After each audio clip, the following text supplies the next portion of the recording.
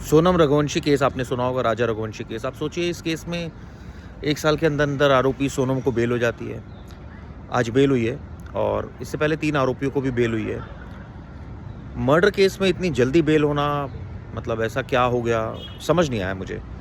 और कोर्ट का detail order भी पढ़ा जाएगा अभी, जिससे और चीज़ें साफ़ होगी। लेकिन आप सोचिए कानून कितना एक मजाक बनकर रह गया है कि आप मर्डर कीजिए और उसके बाद आप कुछ दिन जेल में रहिए और फिर बाहर आ जाइए और फिर केस चलता रहेगा।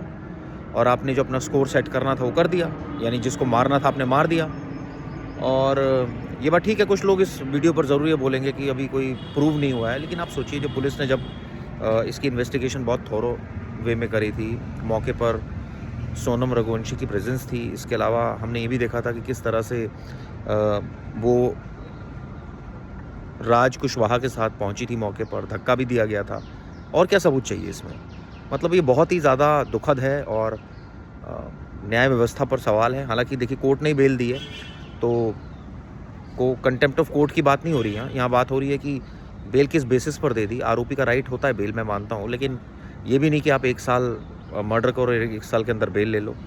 तो बड़ी विचित्र सी बात है कि 1 साल के अंदर इसमें आरोपी को बेल मिल गई और अब वो खुली घूमेगी। राजा रघुवंशी परिवार, उनका बेटा चला गया और जस्टिस तो उन्होंने वो फाइट करेंगे पूरी ज़िंदगी।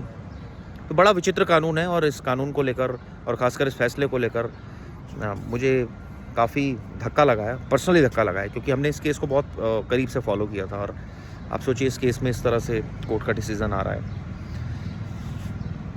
चलिए, आप लोगों का क्या व्यू पॉइंट है बताइएगा। कोर्ट को क्या इस तरह के हीनियस क्राइम में, जब इतना क्लियर क्लिंचिंग एविडेंस है किसी केस में, तो बेल देनी चाहिए।